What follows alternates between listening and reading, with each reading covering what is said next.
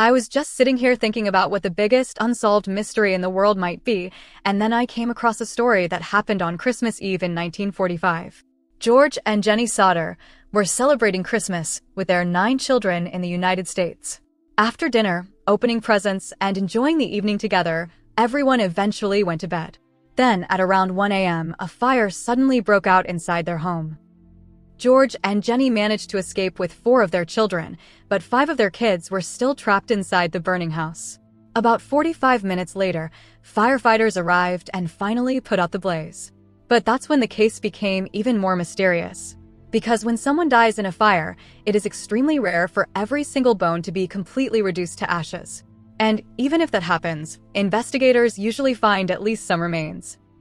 But in this case, not a single bone or trace of the 5 children was ever found. Then even stranger details started to emerge. First, investigators discovered that the home's phone line had been cut shortly before the fire started. The family's ladder, which was always kept near the house, had mysteriously disappeared. George's truck, which he planned to use to rescue his children, suddenly wouldn't start.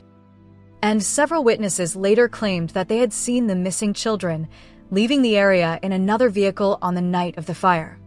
One witness even reported seeing the children eating at a restaurant sometime after the fire had already occurred.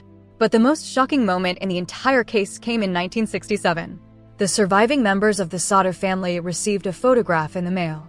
The photo showed a young man who looked remarkably similar to their son, Louis Sodder. Even more disturbing, there was a cryptic message written on the back of the photograph that seemed to suggest the young man really was Louis.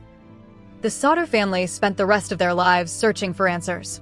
They placed giant billboards along highways displaying pictures of their missing children, hired private investigators, and continued their search for decades. But they never found the children. They never found a kidnapper. And they never found any conclusive proof of what actually happened. To this day, the mystery of the Sodder children remains one of the most bizarre missing person cases in American history.